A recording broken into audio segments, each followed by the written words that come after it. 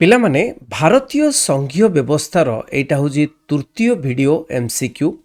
ତେଣୁ ବହୁତ ବଡ଼ ବିଷୟ ଅଛି, ତେଣୁ ଧୈର୍ଯ୍ୟର ସହିତ ଆମେ ପଢ଼ିବା ଏବଂ MCQ ପ୍ରଶ୍ନର ଉତ୍ତର ଲାଇଭ୍ ଚାଟ୍ ବକ୍ସରେ ଆନ୍ସର ଦେବା। ପ୍ରଥମ ପ୍ରଶ୍ନ ଏଇଠି, ସମ୍ବିଧାନର କେଉଁ ଧାରା ଅନୁସାରେ କେନ୍ଦ୍ର ସରକାର ବା ସଂସଦ ରାଜ୍ୟମାନଙ୍କର ନାମ ଓ ସୀମା ପରିବର୍ତ୍ତନ କରିପାରିବେ? ମାନେ କେଉଁ ଧାରା ଅନୁସାରେ ମାନେ ପରିବର୍ତ୍ତନ କରିପାରିବେ, ସୀମା ପରିବର୍ତ୍ତନ କରିପାରିବେ, ନାମ ପରିବର୍ତ୍ତନ କରିପାରିବେ? ଧାରା 2, ଧାରା 3, ଧାରା 4, ଧାରା 5। ଉତ୍ତର କ'ଣ ହେବ? ନା ଉତ୍ତର ହେଉଛି ଧାରା 3 ଅନୁଯାୟୀ ସୀମା ବି ପରିବର୍ତ୍ତନ କରିପାରିବେ, ନାମ ବି ପରିବର୍ତ୍ତନ କରିପାରିବେ। ସମ୍ବିଧାନର କେତେ ଧାରା ଅନୁଯାୟୀ ରାଷ୍ଟ୍ରପତି ଜାତୀୟ ଜରୁରୀକାଳୀନ ପରିସ୍ଥିତି ଘୋଷଣା କରିପାରିବେ? ବହୁତ ଇମ୍ପୋର୍ଟାଣ୍ଟ ପ୍ରଶ୍ନ। ଜାତୀୟ ଜରୁରୀକାଳୀନ ପରିସ୍ଥିତି 350 ଧାରା, 352, 356, 360। ସମସ୍ତେ କହିବେ ଆନ୍ସର। ତ ଉତ୍ତର ହେଉଛି ଏଇଠି 352 ଧାରା ଅନୁଯାୟୀ ଜାତୀୟ ଜରୁରୀକାଳୀନ ପରିସ୍ଥିତି। ନାଇଁ 360 ହେଲେ ଅର୍ଥନୈତିକ, ନାଇଁ କି ଅର୍ଥନୈତିକ ଜରୁରୀକାଳୀନ ପରିସ୍ଥିତି। ଆଉ 356 ହେଉଛି କ'ଣ? ନା ପ୍ରେସିଡେଣ୍ଟସ୍ ରୁଲ୍, ଯେଉଁଟା ରାଷ୍ଟ୍ରପତି ଶାସନ। ନେକ୍ସଟ ପ୍ରଶ୍ନ, ସମ୍ବିଧାନର କେଉଁ ଧାରା ଅନୁସାରେ ରାଷ୍ଟ୍ରପତି କୌଣସି ରାଜ୍ୟରେ ରାଷ୍ଟ୍ରପତି ଶାସନ ବା ରାଜ୍ୟର ଜରୁରୀକାଳୀନ ପରିସ୍ଥିତି ଘୋଷଣା କରିପାରିବେ? ମୁଁ ଏଇଟା କହୁଥିଲି, ରାଜ୍ୟ ଜରୁରୀକାଳୀନ ପରିସ୍ଥିତି କିମ୍ବା ରାଷ୍ଟ୍ରପତି ଶାସନ। ଧାରା 352 ଏଇଟା ତ ଆମର ଜାତୀୟ ଜରୁରୀ ହେଇଗଲା। ଧାରା 354 ଏମିତି କିଛି ନାହିଁ। ଧାରା 356, ଧାରା 360 କ'ଣ ହେବ? ନା ଉତ୍ତର ହେଉଛି ଧାରା 356 ଅନୁସାରେ। 356 ସେ ଧାରା 356 ହେଉଛି କ'ଣ ପିଲେ? ନା ଏଇଟା ହେଉଛି ରାଜ୍ୟ ଜରୁରୀକାଳୀନ ପରିସ୍ଥିତି ବା ରାଷ୍ଟ୍ରପତି ଶାସନ।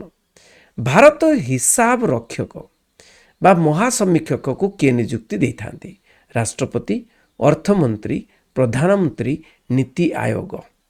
କିଏ ନିଯୁକ୍ତି ଦେଇଥାନ୍ତି? ନା ରାଷ୍ଟ୍ରପତି ନିଯୁକ୍ତି ଦେଇଥାନ୍ତି ଏ ଦୁଇ ଜଣଙ୍କୁ, ରକ୍ଷକ, ହିସାବ ରକ୍ଷକ ଆଉ ମହାସମୀକ୍ଷକଙ୍କୁ। ନେକ୍ସଟ ପ୍ରଶ୍ନ, ଭାରତୀୟ ସଂଘୀୟ ବ୍ୟବସ୍ଥାରେ ନିମ୍ନୋକ୍ତ ମଧ୍ୟରୁ କେଉଁ ସଂସ୍ଥା ସମ୍ବିଧାନର ରକ୍ଷାକର୍ତ୍ତା ଭାବରେ କାର୍ଯ୍ୟ କରିଥାଏ?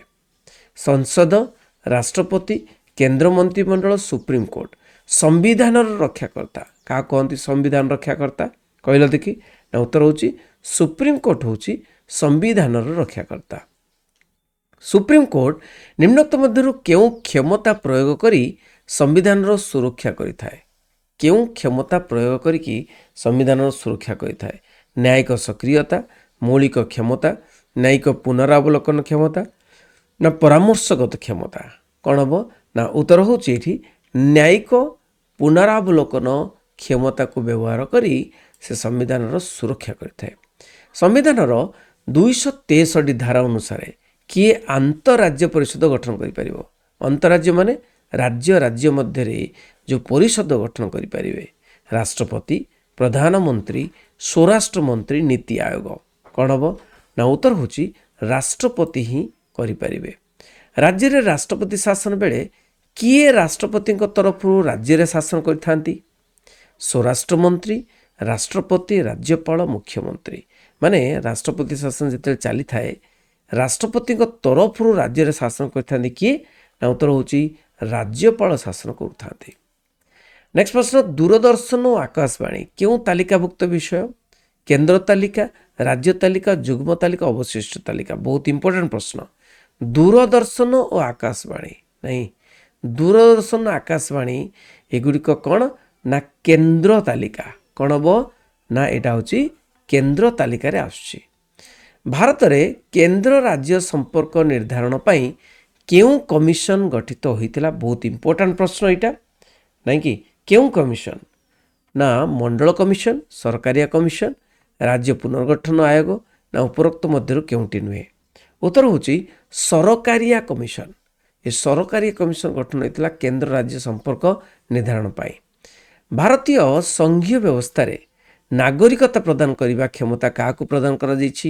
କେନ୍ଦ୍ର ସରକାର, ରାଜ୍ୟ ସରକାର, ଉଭୟ କେନ୍ଦ୍ର ଓ ରାଜ୍ୟ ସରକାର, ନିର୍ବାଚନ ଆୟୋଗ। ନାଗରିକତା ପ୍ରଦାନ କିଏ କରିବ? ନାଗରିକତା ପ୍ରଦାନ କିଏ କରିବ? ନା କେନ୍ଦ୍ର ସରକାର କରିବେ। କିଏ? କେନ୍ଦ୍ର ସରକାର। ନିମ୍ନୋକ୍ତ ମଧ୍ୟରୁ କେଉଁଟି ଏକ କେନ୍ଦ୍ର ଅପସରୀ ରାଷ୍ଟ୍ର ସଂଘ? କେନ୍ଦ୍ର ଅପସରୀ ଯୁକ୍ତରାଷ୍ଟ୍ର ଆମେରିକା, ଭାରତ, ସୁଇଜରଲ୍ୟାଣ୍ଡ, ନା ଅଷ୍ଟ୍ରେଲିଆ?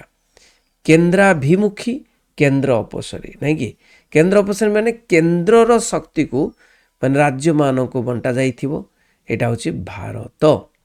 ଯୋଜନା ଆୟୋଗ ପରିବର୍ତ୍ତେ ଭାରତରେ କେଉଁ ଆୟୋଗ ଗଠନ ହୋଇଛି? ଆଗରୁ ଯୋଜନା ଆୟୋଗ ଥିଲା ତାକୁ ପରିବର୍ତ୍ତ କରିକି ଭାରତରେ କେଉଁ ଆୟୋଗ? ଅର୍ଥ ଆୟୋଗ, ନିର୍ବାଚନ ଆୟୋଗ, ନୀତି ଆୟୋଗ, ଶିକ୍ଷା ଆୟୋଗ। ଉତ୍ତର ହେଉଛି କ'ଣ? ନୀତି ଆୟୋଗ ଗଠନ କରାଯାଇଛି। ସମ୍ବିଧାନର କେଉଁ ଧାରାରେ ସମଗ୍ର ଦେଶରେ ଏକ ପ୍ରକାର ଦିୱାନୀ ଆଇନର ପ୍ରଚଳନ ପାଇଁ କୁହାଯାଇଛି? ସମ୍ବିଧାନ କେଉଁ ଧାରାରେ ସମଗ୍ର ଦେଶରେ ଏକ ପ୍ରକାର ଦିୱାନୀ ଆଇନ? ଧାରା 39, ଧାରା 40, ଧାରା 44, ଧାରା 46। ଉତ୍ତର କ'ଣ ହେବ? ନା ଧାରା 44 ଅନୁସାରେ।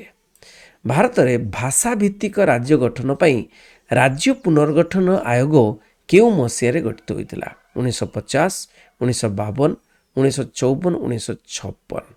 ତେଣୁ ରାଜ୍ୟ ପୁନର୍ଗଠନ ଆୟୋଗ ଏଇଟା କେବେ ଗଠନ ହୋଇଥିଲା? ନା ଉତ୍ତର ହେଉଛି କ'ଣ? ନା 1956 ମସିହାରେ। କେବେ?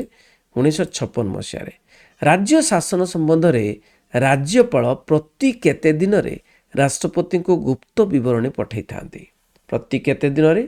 ନା ସାପ୍ତାହିକ 7 ଦିନ, ନା ପାକ୍ଷିକ 14 ଦିନରେ, ମାସିକ 30 ଦିନ, ତ୍ରୈମାସିକ 90 ଦିନ। କ'ଣ ହେବ? ନା ପାକ୍ଷିକ ବା 14 ଦିନରେ ଥରେ ସେ ମାନେ ମେସେଜ ବା ଗୁପ୍ତ ବିବରଣୀ ପଠାଇଥାନ୍ତି। ନିମ୍ନୋକ୍ତ ମଧ୍ୟରୁ କେଉଁ ବୈଶିଷ୍ଟ୍ୟ ଭାରତୀୟ ସଂଘୀୟ ବ୍ୟବସ୍ଥାର ନାହିଁ? ଲିଖିତ ଅନମନୀୟ ସମ୍ବିଧାନ, ସ୍ୱାଧୀନ ନ୍ୟାୟପାଳିକା, ରାଜ୍ୟସଭାରେ ରାଜ୍ୟମାନଙ୍କର ସମାନ ପ୍ରତିନିଧିତ୍ୱ, ନା ଦ୍ୱିସଦନୀୟତା। ତ ଉତ୍ତର ହେଉଛି କ'ଣ?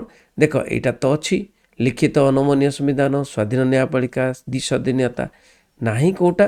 ରାଜ୍ୟସଭାରେ ରାଜ୍ୟମାନଙ୍କର ସମାନ ପ୍ରତିନିଧିତ୍ୱ ନାଇଁ କି।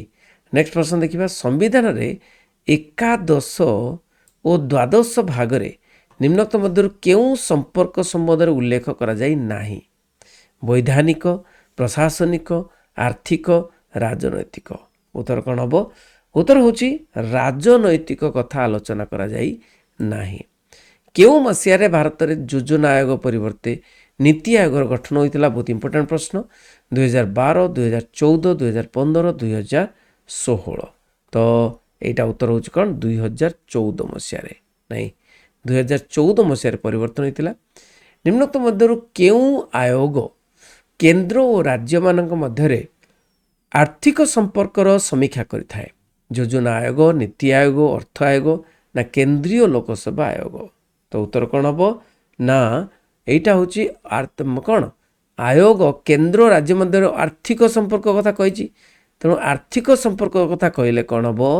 ନା ଆର୍ଥିକ ସମ୍ପର୍କ କଥା କହିଲେ ଏଇଠି ଅର୍ଥ ଆୟୋଗ ହେବ। ଉତ୍ତର କ'ଣ? ଅର୍ଥ ଆୟୋଗ। ନିମ୍ନୋକ୍ତ ମଧ୍ୟରୁ କେଉଁ ଆୟୋଗ ଦେଶର ସାମାଜିକ, ଅର୍ଥନୈତିକ, ବୈଷୟିକ ବିକାଶ ସମ୍ବନ୍ଧରେ ପ୍ରସ୍ତାବ ପ୍ରସ୍ତୁତ କରି ଗଭର୍ଣ୍ଣିଂ କାଉନସିଲର ବିଚାର ପାଇଁ ଉପସ୍ଥାପନ କରିଥାଏ? ନୀତି ଆୟୋଗ, ଅର୍ଥ ଆୟୋଗ, ଯୋଜନା ଆୟୋଗ, କେନ୍ଦ୍ରୀୟ ଲୋକସେବା ଆୟୋଗ। ପିଲାମାନେ ଯୋଜନା ଆୟୋଗ ପରିବର୍ତ୍ତେ କ'ଣ ଆସିଛି? ନୀତି ଆୟୋଗ। ଇଏ ହିଁ କ'ଣ ଡିସାଇଡ଼ କରନ୍ତି, ପ୍ରସ୍ତାବ ପ୍ରସ୍ତୁତ କରନ୍ତି। ଆଚ୍ଛା, ସମ୍ବିଧାନ 148 ଧାରା ଅନୁସାରେ ସରକାରୀ ଆୟବ୍ୟୟ ହିସାବ ରଖିବା, ତର୍ଜମା କରିବା ପାଇଁ ରାଷ୍ଟ୍ରପତି କାହାକୁ ନିଯୁକ୍ତି ପ୍ରଦାନ କରିଥାନ୍ତି? ଅର୍ଥମନ୍ତ୍ରୀ, ମହାନ୍ୟାୟବାଦୀ, ଆର୍ଥିକ ଆୟୋଗ, ହିସାବ ରକ୍ଷକ ବା ମହାସମୀକ୍ଷକ। କ'ଣ ହେବ? ଉତ୍ତର ହେଉଛି ହିସାବ ରକ୍ଷକକୁ ବା ହିସାବ ରକ୍ଷକ ଓ ମହାସମୀକ୍ଷକକୁ କ'ଣ ନା ଦେଇଥାନ୍ତି? କ'ଣ? ରାଷ୍ଟ୍ରପତି ନିଯୁକ୍ତି ଦେଇଥାନ୍ତି।